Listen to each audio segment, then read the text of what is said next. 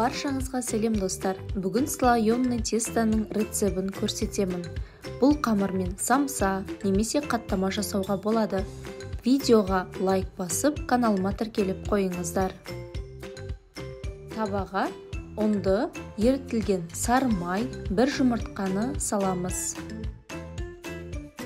Бөлек ыдысқа жылы сумен тұз салып араластырып аласыздар да қамырдың үстіне құямыз.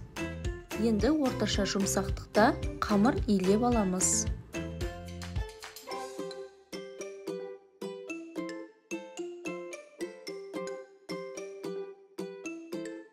Қамырды 3 бөлікке бөліп, әрқайсысын дөңгелетіп шығамыз.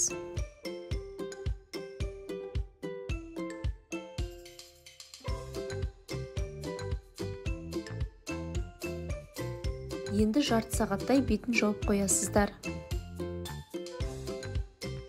3 күлше қамырды да дөңгелетіп жайып аламыз.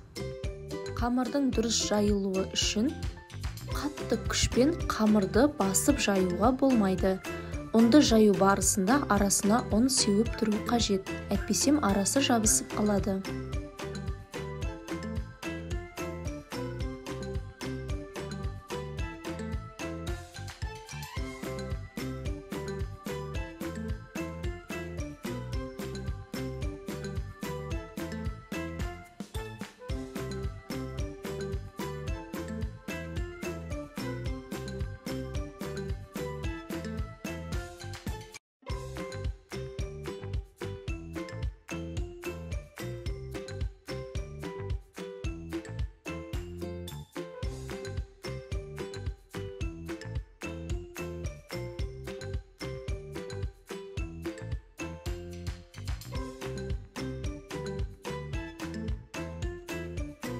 Қамырды дөңгелек етіп әдемілеп жайып алдық. Енді еріген майды құйып, жан-жағына жағып шығамыз.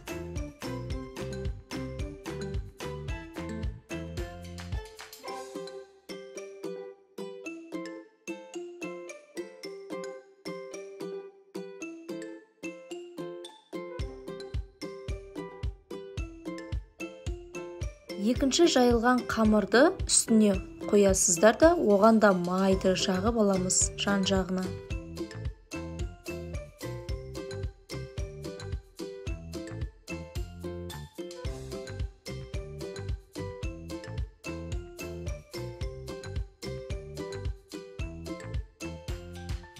Енді ең соңғы үшінші қамырды үстіне қоясыздар да, ерітілген сары майды жағамыз.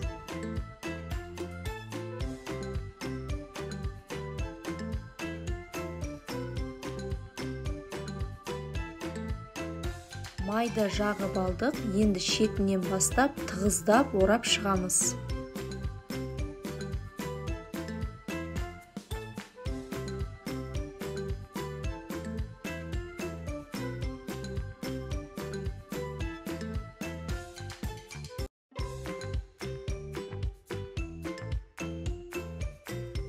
Самсаға және қаттамаға арналған слоеный тесто дайын болды. Енді оны тоңазытқышқа морозильникке салып қоямыз. Кез келген уақытта қонақ келіп қалса, дайын алып жасай бересіздер. Видео сіздерге ұнаса әрі пайдалы болса, лайк басып қойыңыздар. Каналды қолдау ретінде тіркеліп, жаңа видеоларды жіберіп алмау үшін қоңыраушаны басыңыздар. Келесі жаңа рецептерде көріскенше.